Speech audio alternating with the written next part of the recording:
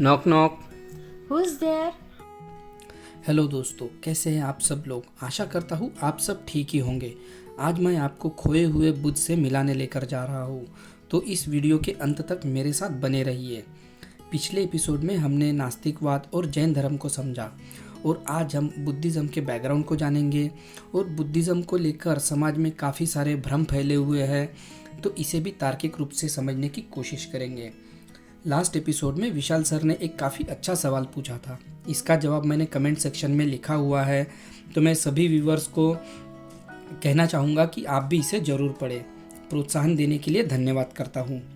Topic की तरफ बढ़ने से पहले मैं एक निवेदन करूँगा कि आपके पास में किसी भी बुद्धिस्ट मॉन्क का, कोई भी बुद्धिस्ट मॉन्क को अगर आप जानते हैं, उनका नंबर आपके पास है, तो उन तक यह वीडियो की लिंक ज़रूर पहुँचाएँ।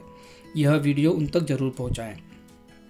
साथियों, बुद्धिज़्म को लेकर समाज में काफ़ी ज़्यादा भ्रम फैले हुए हैं और यही एक कारण है कि हम लोग बुद्धिज़्म को समझने में गलती कर जाते हैं। तो आइए इसे हम तार्किक रूप से समझने की कोशिश करते हैं। सबसे बड़ा भ्रम तो यह है कि ज़्यादा लोग यह सोचते हैं कि बुद्ध धर्म जो है वो हिंदू धर्म का ही पार्ट है, हिंदुइज़्म से ही बुद्धिज़्म निकला हुआ है, जबकि यह काफ़ी भ्रमित करने वाली बात है। इसका कोई भी पुरातात्विक प्रमाण, इसका कोई भी पुरातात्विक साक्ष्य नहीं है। बुद्ध ने वेदों का और ब्राह्मणवाद का विरोध किया। बुद्धिज़्म के सारे थॉट्स उपनिषद से आते हैं। यह भी एक भ्रम ही है साथियों। बुद्धिज़्म का और वेद उपनिषद का कोई भी लिंक नहीं है। और एक कहानी काफ़ी ज़्यादा प्रचलित की जाती है, वो भी काफ़ी भ्रमित करने वाली है कि बुद्ध ने पहली बार किसी वृद्ध व्यक्ति को, किसी बूढ़े व्यक्ति को देखा, एक मरे हुए इंसान की शव यात्रा जाते हुए देखी, एक रोगी को देखा और इनको जीवन में दुख ही दुख दिखाई पड़ा और वो सुख की मार्ग में अपने बच्चे को और पत्नी को अंधेरे रात में छोड़कर चले गए। और इसीलिए बुद्ध को पलायनवादी भी कहा गया और इनके धर्म को पलायनवादी धर्म कहा गया। ये काफ़ी एक भ्रमित करने वाली स्टोरी है। जबकि आप थोड़ा भी तार्किक रूप से सोचें तो बुद्ध के पिता शुद्धोधन जी वो खुद ही एक वृद्ध व्यक्ति थे। उनकी माता महामाया जब बुद्ध छोटे थे तभी उनका देहांत हो गया था। ये बात तो बुद्ध को पता थी। और शाक और कोलियों में आपस में लड़ाइयाँ होते रहती थी, राज्यों में आपस में लड़ाइयाँ होते रहती थी, तो लोग भी वहाँ मरते हो गए। तो ये भी बात सब बुद्ध को पता ही थी। तो इसे हम आगे में डिटेल में जानेंगे। बुद्ध पुनर्जन्म को मानते थे और ईश्वर के बारे में पूछने पर बुद्ध मौन रहते थे। इस बात को भी काफ़ी ज़्यादा प्रचारित किया हुआ है और बड़े बड़े वक्ताओं ने भी इस बात को कहा है, पर यह भी काफ़ी भ्रमित करने वाली बात है, जबकि बुद्ध ने ईश्वर और पुनर्जन्म का खंडन किया हुआ है। बुद्ध क्षत्रिय वर्ण के थे और उनका गोत्र कश्यप बताया जाता है, जबकि बुद्ध के समय वर्ण व्यवस्था का कोई प्रमाण हमें मिलता नहीं है और ब्राह्मण धर्म के भी उस समय कोई प्रमाण नहीं मिलते हैं। तो बुद्ध का वर्ण और गोत्र बताना एक काफ़ी भ्रमित बात है। बुद्ध अहिंसा की बात करते थे, शांति की बात करते थे। इसके वजह से हमारा देश गुलाम हुआ। यह एक काफ़ी भ्रमित करने वाला स्टेटमेंट है साथियों, क्योंकि बुद्ध के समय में कराटे, कुंफू जैसे कलाई विकसित हुई। बुद्धिज़्म को मानने वाले समुराई और निंजा जैसे सैन्य तैयार हुए जापान में, जिनको हराना भी मुश्किल था। बुद्ध से जुड़ी हुई काफ़ी सारी अंधश्रद्धा और चमत्कार की बातें भी हमें सुनने मिलती है। जैसे बुद्ध विष्णु के अवतार थे, उनका जन्म होते ही वो 7 कदम चले, वह नदी के एक तरफ से दूसरे तरफ तक उड़कर जा सकते थे। ऐसी काफ़ी सारे चमत्कार की बात हमें सुनने मिलती है, पर बुद्ध ने सभी चमत्कार और अंधविश्वासों का खंडन किया हुआ है और उन्होंने ईश्वर होने का भी खंडन किया हुआ है। और भी काफ़ी सारी भ्रमित करने वाली बातें हमें सुनने मिलती है। तो चलिए हम इसे तार्किक रूप से समझते हैं। और एक टिप्पणी में यहाँ पे कहना चाहूँगा कि जितने ये रूमर्स हम समाज में फैले हुए देखते हैं, इसका सबसे बड़ा एक फेल्यूअर जो है वो भंतेजी लोगों का भी है। क्योंकि जब बुद्ध ने संघ को उपदेशना दी थी तो उन्होंने पे बैक टू सोसाइटी बताया था। इसका मतलब कि जब कोई भी भंतेजी अगर दान ले तो उसके बदले में उन्होंने लोगों को बुद्ध के उपदेश बताने हैं और धम्म को अवगत, जो धम्म के विचार है उससे लोगों को अवगत कराना है। पर आजकल हम देखेंगे तो भंते जी लोगों ने हाथ में धागा बांधना, परित्रण पाठ करना, यह सब अपना बिजनेस बनाया हुआ है। यहाँ मैं सभी मॉन्क्स की बात नहीं कर रहा हूँ। कुछ जो मॉन्क्स है, कुछ भंते जी है, वो काफ़ी अच्छा काम कर रहे हैं। जैसे कि हमने देखा कि नागपुर के मनसर में अभी जो एक आंदोलन हुआ, जो बुद्ध की मूर्तियों का ब्राह्मणीकरण किया जा रहा है, उसके अगेंस्ट में वो आंदोलन भी बुद्धिस्ट मॉन्क ने ही किया हुआ था। तो इसके लिए मैं सभी मॉन्क्स को नहीं कह रहा हूँ, पर साथियों ज़्यादा से ज़्यादा मॉन्क्स तो इसे बिजनेस बना के बैठे हुए हैं। आज भंते जी को ज़रूरत है कि समय के साथ खुद को अपडेट करें।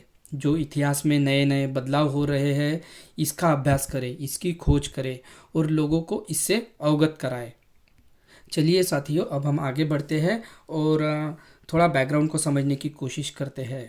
आपने एक स्टेटमेंट तो ज़रूर सुना होगा कि हमारा देश सोने की चिड़िया था, पर साथियों यह देश था कब? अगर आप देखेंगे तो ब्रिटिश राज में तो जो सारे देश है वो स्टेट में बटे हुए थे। कई जैसे महाराष्ट्र, गुजरात, राजस्थान, ऐसे सभी छोटे बड़े स्टेट थे, सबके अपने अलग अलग राजा थे।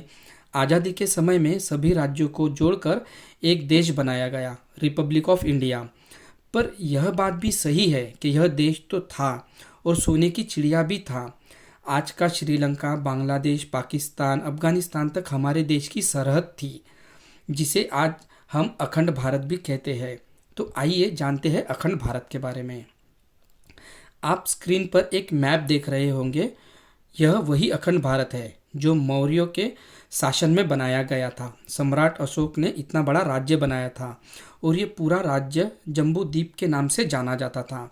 सम्राट अशोक ने एक बुद्धिस्ट राजा थे और उन्होंने ये पूरे जम्बू द्वीप को बुद्धिमय कर दिया था। सम्राट अशोक ने 70,000 स्तूपों की निर्मित की थी और उनके समय पे एक बुद्ध संगति भी कराई थी। जो बुद्धिस्ट काउंसिल जो हुई है, उसमें से एक बुद्धिस्ट काउंसिल सम्राट अशोक के समय में हुई थी।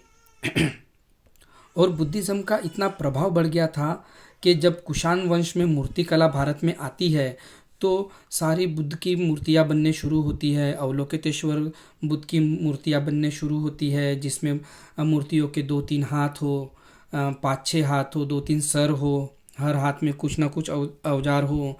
यह कोई ना कोई एक संदेश देने के लिए ऐसे मूर्तियाँ बनाई जाती थी, जिसे प्रतीकात्मक मूर्तियाँ भी कहते हैं। हर्षवर्धन के काल तक तो तक्षशिला, नालंदा, विक्रमशिला जैसी कई सारी बुद्धिस्ट यूनिवर्सिटी का भी निर्माण होने लगा था। विदेशों से लोग हमारे देश में पढ़ने आते थे। फाहियान, इत्सिंग, युआन जैसे यात्री आए। आज जिसे हम अखंड भारत कहते हैं, यहाँ कहीं भी खुदाई होती है तो वहाँ से बुद्धिस्ट पगोड़े, स्तूप, मूर्तियाँ मिलती है। तो साथियों, सोचने वाली बात यह है कि इतना बड़ा साम्राज्य जो पूरा बुद्धिस्ट था, और आज हम देखते हैं कि भारत में सिर्फ 0.2% ही बुद्धिस्ट है। तो इतने सारे बुद्धिस्ट गए कहाँ पे? जो आज हम सभ्यता देखते हैं वो ईरानी, यूरोशिया, ग्रीस की एक मिक्सित जो सभी जो विदेशी सभ्यताओं की एक मिक्स सभ्यता का हम प्रभाव हमारे देश में देख रहे हैं। तो इन सब बातों को हमें समझना बहुत ज़रूरी है। भारत में से बुद्धिज़्म लगभग पूरी तरह से नष्ट किया गया था, पर फिर 14 अक्टूबर 1956 में डॉक्टर बाबा साहब अम्बेडकर ने एक नई क्रांति की और बुद्धिज़्म को भारत में वापस ले आए। इसीलिए बाबा साहब को बोधिसत्व भी कहा जाता है। और उन्होंने बुद्ध एंड इस धम्म यह ग्रंथ भी दिया। आजकल कुछ लोग इस बुद्ध एंड इस धम्म ग्रंथ का सहारा लेकर भी बुद्धिज़्म को भ्रमित करने की कोशिश करते हैं। इसीलिए हमें इस धर्म ग्रंथ का पार्श्वभूमि जानना भी बहुत ज़रूरी है। और बुद्ध एंड इस धम्म जब आप पढ़े तो आपको भी यह सारी बातें ध्यान में रखनी होगी, और आपको कोशिश करना है कि जब भी आप बाबा साहब की लिखी हुई कोई भी बुक पढ़े या फिर ये ग्रंथ पढ़े तो वो इंग्लिश वर्जन ही पढ़े, क्योंकि ट्रांसलेशन में कई बार भ्रमित करने वाले शब्द आ जाते हैं। तो आइए साथियों, अब हम थोड़ा बुद्ध एंड इस धम्म के बैकग्राउंड को समझते हैं। साथियों, बाबा साहब ने अपने जीवन के अंतिम समय में इस ग्रंथ को लिखा, पर उनके जीते जी यह प्रकाशित नहीं हो पाया। तो जब बाबा साहब की मृत्यु होती है, उनका महापरिनिर्वाण होता है 6 दिसंबर 1956 को, और बुद्ध एंड इस धम्म का जो प्रथम संस्करण आता है वो द पीपल्स एजुकेशन सोसाइटी द्वारा 1957 में आता है, और इसका जो द्वितीय संस्करण है वो 1974 में आता है, और इसका जो हिंदी भाषांतर है वो भदंत आनंद कौशलयन जी ने किया था बाद में। तो बाबा साहब तक जितने थोड़े प्रमाण थे उनके बेस पर उन्होंने यह ग्रंथ लिखा। अश्वघोष की बुद्ध चरितम जो एक काव्य था उसका रेफरेंस लेते हैं, और बाबा साहब ने इस ग्रंथ की प्रस्तावना में भी यह बात को मेंशन किया हुआ है। और ये जो बुद्ध चरितम था ये भी महाकाव्य था, इसीलिए हम इसे एक हिस्टोरिकल रेफरेंस नहीं समझ सकते हैं। और बाबा साहब तक जब तक बाबा साहब थे तब तक जितने प्रमाण थे उसके बेस पर ही यह ग्रंथ लिखा गया। तो ये भी बात हमें ध्यान में रखना होगा और अपनी सत विवेक बुद्धि का इस्तेमाल करना होगा। जब आप बुद्ध एंड इस धम्म पढ़े तो उसकी प्रस्तावना ज़रूर पढ़े। मैं यहाँ प्रस्तावना में से कुछ लाइंस पढ़ने जा रहा हूँ तो आपको थोड़ी आइडिया आ जाए। To disarm all criticism, I would like to make it clear that I claim no originality for the book. It is compilation and assembly plant. The material has been gathered from various books. I would practically like to mention Ashwaghosha's Buddhatva in bracket Buddha Charitra, whose poetry no one can excel. In the narrative of certain event, I have even borrowed his language. बाबा साहब का जो समय था, जब तक बाबा साहब जीवित रहे तो बाबा साहब तक ब्रिटिशर्स ने बुद्ध चरितम के जिसके 28 खंड में से 14 खंड ही खोजे थे, और वो भी प्रोटो संस्कृत से संस्कृत में भाषांतरण किए हुए थे, ट्रांसलेट किए हुए थे। बुद्ध चरितम के जो बुद्ध चरितम है वो बुद्ध के भी 1000 साल बाद लिखा गया था। इसमें और भी बातें आती है, जैसे कि अश्वघोष महायान से निकले श्रावस्तीवाद को मानते थे, और महायानियों ने बुद्धिज़्म में कुछ अपने पॉइंट्स भी जोड़ दिए थे। इसी कारण से सम्राट अशोक जो थे, जब सम्राट अशोक ने बुद्ध संगति करते वक्त महायानियों को फटकार भी लगाई थी। इस बात को अशोक सम्राट ने जो स्तंभ है उसके ऊपर भी मेंशन किया हुआ है। अशोक स्तंभ के ऊपर भी हमें ये बात मेंशन मिलती है। इसका मतलब यह नहीं है कि हमें बुद्ध एंड इस धम्म नहीं पढ़नी है, ये तो हमें पढ़ना बहुत ज़रूरी है। इससे हमें ओवरऑल आइडिया मिल जाती है, पर इसमें कुछ शब्द और कुछ बातें बाबा साहब के बाद पता चली वो कॉन्ट्राडिक्ट करती है। इससे ध्यान में रखना होगा। बाबा साहब के बाद काफ़ी उत्खनन हुआ, एक्सकेवेशन हुआ, नए स्तंभ नए शिलालेख पढ़े गए, उसमें काफ़ी नई बातें भी सामने आई। ये बात भी हमें ग्रंथ पढ़ते वक्त ध्यान में रखनी है, और हमें भी वक्त के साथ नई जानकारियों से अपडेट होना बहुत ज़रूरी है। नहीं तो जैसे हमारे पूर्वजों को झूठा इतिहास बताकर गुलाम बनाया गया था। सिर्फ 3.5% लोगों ने पूरे जो 85% लोगों के ऊपर इतने साल तक राज किया, हम लोगों को सबको गुलाम बना के रखा। वैसे हमारी आने वाली पीढ़ी को भी ना बनाया जाए। एक बार लोग मानसिक गुलाम बन जाए तो उन्हें आर्थिक, सामाजिक और शारीरिक रूप से गुलाम बनाना आसान हो जाता है। इसीलिए बाबा साहब कहते हैं कि अपना इतिहास जो लोग नहीं जानते हैं वो खुद का इतिहास बना भी नहीं सकते हैं। साथियों, अगर हमें बुद्ध को समझना है तो पहले भारत का इतिहास समझना पड़ेगा, क्योंकि भारत में इतिहास उत्खनन से मिले पुरातत्वीय प्रमाण, शिलालेख, स्तंभ, भोजपत्र, ताड़पत्र की पांडुलिपियों के प्रमाण, या जो प्राचीन यात्री भारत में आए थे उन्होंने जो नोट्स लिखे थे वो नोट्स के बेस पर या भाषा विज्ञान से नहीं मिलता है। हमारा इतिहास डिपेंड करता है कि सरकार किस विचारधारा की है। रूलिंग पार्टी के विचारधारा से ही हमारे इतिहास में बदलाव होते रहता है। तो चलिए अब हम थोड़े इतिहास को भी समझने की कोशिश करते हैं।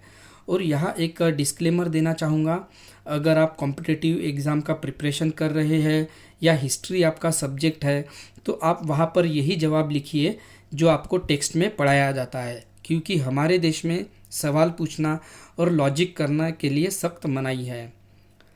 इस इतिहास को हम अगले संडे देखेंगे नए एपिसोड में। साथियों, अंत तक मेरे साथ बने रहने के लिए मैं आपका धन्यवाद कहता हूँ। और नेक्स्ट एपिसोड में हमने जितने भी भ्रम देखे हैं इसके बारे में भी जानकारी लेंगे और इतिहास को भी समझेंगे। तो आशा करता हूँ आपको आज का एपिसोड पसंद आया होगा।